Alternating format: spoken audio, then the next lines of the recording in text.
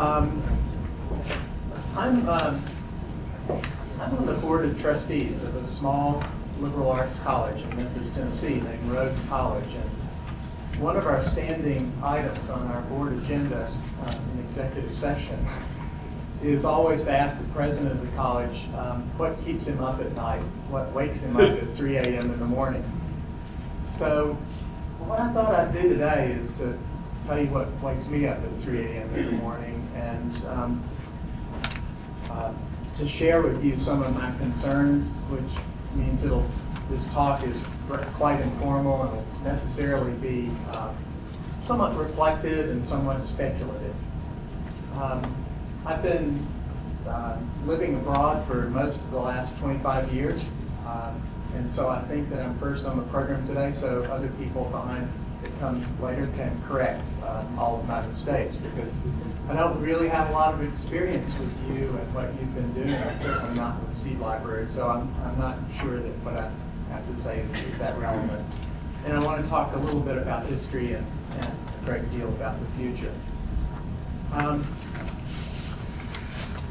When the United States was a very young country, the challenge for those in Washington was how to establish agriculture throughout the states.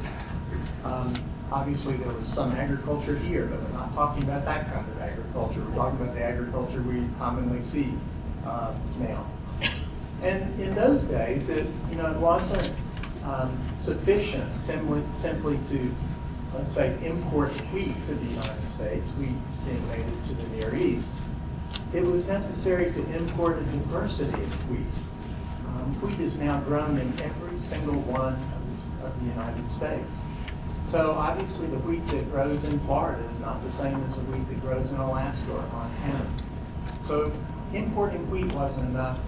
The challenge was about importing diversity, because diversity was what was going to enable adaptation to different environments and climates. In a sense, in the 17 and 1800s, we saw a challenge to agricultural crops from climate change, because in a sense, the crops that came into the United States experienced climate change when they got here. Even after 1900, which was the year that Mendel's laws of heredity were rediscovered, it took years for formal plant breeding, scientific or commercial plant breeding, to take hold. At first, people thought, well, Mendel was smart. He figured out how it works with peas. But they weren't quite so sure that the laws of heredity worked with other crops. And so there was a period of a couple of decades where people were experimenting with that. And indeed, seed saving, even among commercial farmers, was still very common, up to maybe 40%, 50% for many crops by commercial farmers in the 1920s. But gradually, the seed industry took hold, and plant breeding expanded. And one of the things that happened as a result was that in many cases, people, farmers, gardeners, were no longer forced to save seeds. They actually then came to have a choice of whether they were going to buy commercial seeds or save seeds. And the first thing to point out about that choice is, and particularly as conserving seeds became something that gardeners were doing, who weren't motivated purely by commercial pressures, different selection pressures came into being. If you've got skin in the game, there's a different selection pressure for what you're going to save in terms of seeds. Well, in the 50s and 60s, globally, there was the Green Revolution. The Green Revolution encompassed just a couple of crops. But there were breeders that were producing varieties that were widely adaptive to different kind of conditions. And a lot of farmers around the world started growing these quote-unquote high-yielding or high-responsive varieties. And as a result, farming systems changed. And a lot of traditional varieties went down the twos, essentially. We had two people, they were related, father and son, who sounded the alarms for this. One was a man named Carey Fowler, who back in the 1930s talked about the potential loss of diversity coming from new varieties, and the other was his son, Jack Harlan, who's a hero of mine, who talked about the importance of conserving this diversity. I stumbled upon articles by Jack Harlan, excuse me, in the 1970s, and after working on a book with Francis Marlowe May called Food First, I went back home to North Carolina. I was living in North Carolina at the time. And if you'll remember this technology, I mimeographed a couple of pages of a list of sources of where people could find old-timey varieties of vegetables and fruits. And later I actually got a job. I distributed this mimeograph list at farmers markets, and later got a job to produce something called the Graham Center Seed Directory, which is a little bit more formal, a little bit larger listing of these sources of heirloom varieties. I think if you counted up the sources that I had available at that time, it'd be about 1% of what exists now. So I think all of you we should declare victory in a way. A lot has happened. There had been virtually no media attention to this issue before that. I'm not aware of a single article. I'm sure there must have been one, but I'm not aware of any article in the media about the importance of conserving or using heirloom varieties prior to this. But what happened was we mailed out this seed directory to garden writers around the country, to newspaper garden writers. And if you mail out something to them during the winter, when there are no gardens operating, they don't have a lot to do. You've got a lot of publicity. And all of a sudden, we started getting orders for this seed directory, and things sort of took off. And pretty shortly, non-government organizations, nonprofits started to spring up, and new seed companies started to spring up, and nursery companies, and all of a sudden, it's kind of like Alice's Restaurant. It seemed to be like a movement. At this time, there was I'll tell you what the motivation was for me in putting out this list of heirloom variety sources. It was twofold. One was I thought it was cool and good and interesting to grow these old varieties and to conserve them. I was passionate about the need to conserve diversity. But I also thought that this whole field didn't get the attention that it deserved from our politicians, and that our seed bank in Fort Collins was in dire straits and needed more funding and more attention. So what I was hoping was that by linking personal and local involvement, i.e. by growing these heirloom varieties, people would become more sensitized. And in addition to just doing something in their backyard, would also raise a ruckus in Washington and get proper funding for the seed bank there. That's still the case, by the way. It still is needed. I didn't see much of a border at that time between what we now call ex situ and in situ conservation. In other words, conservation in the seed bank and conservation in the backyard. As far as I could tell, the seeds were pretty happy in both places, and those two strategies were complementary. But an interesting thing was that I remember it's a long story, I'll make it very short. I discovered a variety of apple called Magnum Bonum. I found the last three trees of that growing. And I was very happy about that.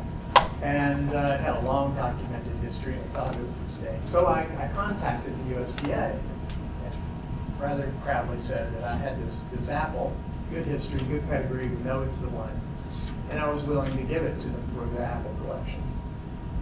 And their response was, well, Mr. Fowler, you may have, with the Magnum Bonum, a unique combination of genes, but you have no unique genes, and therefore we're not interested. And I thought, well, that's a fascinating way to look at it, because these combinations are interesting and valuable. But also, this is a variety from the 1800s, and you haven't seen it since Mendel's laws of heredity were rediscovered. And so how do you know that there are no unique genes there? But there was a little bit of mistrust. In the beginning, at least when I started to work, we regarded diversity as the common heritage of mankind. And I thought that was really the only scientifically valid way of looking at our diversity. So much of it has originated even before the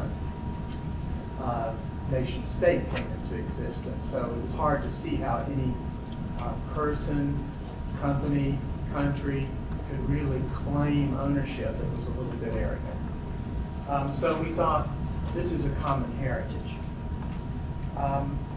But, things got complicated, because pretty soon thereafter we got into fights, and there were various controversies about intellectual property rights, and about, of course, people claiming ownership over maybe those combination of genes or now individual genes, and things got very, very complicated and contentious.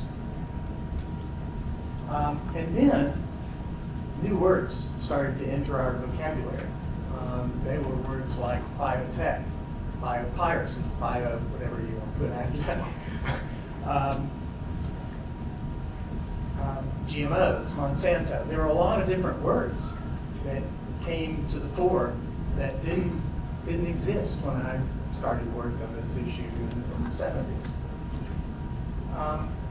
And I think, and here's part of my reflection on where we are today, and some of you won't like me to say this, but I think that we need to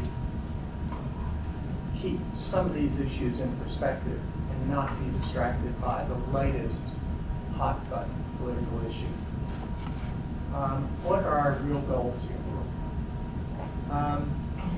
And my sense is that one or two of those words that I just mentioned are, frankly, sucking the oxygen out of the room and making it difficult to have a real good discussion and movement around other words. What are those other words? Climate change, water, the loss of phosphorus supplies, land tenure issues, world hunger. We're not talking about those. Those are not the headline words in a lot of the discussions that we have. Let's be careful. Let's be careful. Keep our eye on the really, on the big prizes, not just the convenient ones. And let's have a goal. Let's know where we're going with what we're talking about. This is a self-criticism and a reflection. The second thing that started happening, which I found very strange and very unfortunate, was that within our small community, we're here in this room, we're not in a football stadium talking about this issue. Within our small community, we started to see stupid little fights going on between methods of conservation. So people would say, well, in situ, on the farm, in the garden, that's the best kind of conservation. And the gene bank, that's not good. Please. We're small. And I've always thought that diversity could be, and probably even should be, conserved in diverse ways, and that we in the community could handle that. But I started hearing things that seemed very strange. And I'll give you the one that I hear most commonly, because even though I've been involved very much in the in situ part of the world, and I have 125 apple trees and different apple varieties in my orchard. My wife is growing 450 different kinds of peppers this summer. So, hey, I know about in situ. But when I hear comments like, well, if something is in the gene bank, there's no evolutionary potential. It's only an evolutionary potential if it's in the garden. I sort of react negatively to that for two reasons. One is, The gene bank material is being taken out and used in breeding programs. That's an evolutionary potential. It's being used in the real world to find traits that are needed. And the second is, and here I'm about to get to the main point I want to make, is that though I am passionate about conserving certain heirloom varieties as is, it's a little contradictory to say that ex-situ has no evolutionary potential if how we treat our in-situ work is that we want those in-situ varieties to remain as is, unaltered, pure. Essentially, we're trying to say, well, we'll grow them outside, but we don't want to have any change in those. We don't actually want evolution in those varieties. That's a little bit. You can't have it both ways. So, and then I guess the other thing I want to say institutionally, this is sort of a footnote, is that one of the things I witnessed over many years working in this area is that in the beginning we had a number of organizations rising up that were, let's say, voluntary, small scale, low budget, and many of those institutions have now transformed into more or less permanent institutions, high budget, fixed costs, big infrastructure. And I worry about that a little bit. Not in all cases, but in some cases, because I worry about sustainability. And I know that some organizations cannot support the level of their activities through their membership base. So, and also a lot of young people these days are not joiners. I'm told that at least. They don't join and become members like people my age. So we're going to have to look, and I'm just a messenger here, but I think I'm right. We're going to have to look at models, new models, and we're going to have to evaluate and always be self-critical about our own institutions and ask ourselves, are we conserving diversity or are we conserving institutions sometimes? And that's a question I had to ask at the Global Crop Diversity Trust. We ran as an endowment fund, and can't tell you the number of times I got letters from Gene Bank saying, here, I've got seeds, send money. And you know, we had to wonder whether we were conserving buildings and institutions or whether we were conserving diversity. So I think we have to keep our minds open about how we're going to do what we want to do in the future. What now? What now? Well, you know, my big concern is about climate change. And what do we know about climate change? We know that we're going to have hotter average temperatures, we're going to have higher extremes, we're going to have longer periods with hot weather, we're going to have longer we're going to have periods of hot weather when it's very inconvenient for the plant, such as at flowering time. It's going to affect every part of the plant. It's going to give us new assemblages of species. Species are on the move. Insects, birds, diseases, pests, microorganisms. And so what's going to happen is that we're going to find our agricultural crops existing in new, historically unprecedented combinations of conditions with both new species, new rainfall patterns, new heat, et cetera, for which there are no analogs in history, in agricultural history. So I think that if we're talking about our agricultural crops coming to live in new combinations of conditions, we're probably going to need new combinations of traits in our agricultural crops to deal with those new combinations of conditions. And that, and here's where I think, you know, this gets into some hard issues, will, for some of us, myself included, hit the need and the desire to conserve a particular heirloom variety, a particular combination of genes, if you will, with the need to adapt. And I'm pretty happy myself, because I don't, you know, I'm not a commercial farmer. I'm pretty happy myself with having an apple tree or a pepper plant that doesn't yield very much, as long as I really like that apple or pepper. But that's a kind of a different question. That, you know, I'm talking about me as a hobbyist rather than me as a person who's supporting my family through agriculture. So these are going to be, I think, some difficult issues. And I suppose the thing that I want to throw out to you for you to think about is that first of all, we need to understand the dynamics of adaptation.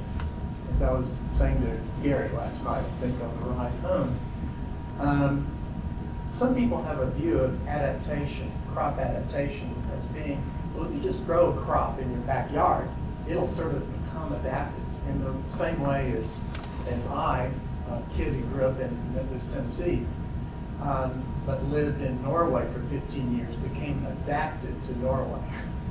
That's not how crops do it. I put on a jacket. And I got used to it. I didn't become genetically adapted to it. At least I don't think so. And crops aren't going to do it that way. They become adapted through diversity and through our help in selecting that diversity, which makes it adapted. And as I reflect back on our history, and particularly the heirloom varieties that you and I are conserving, I ask myself the question, where did these heirloom varieties come from, and why did they stop being made?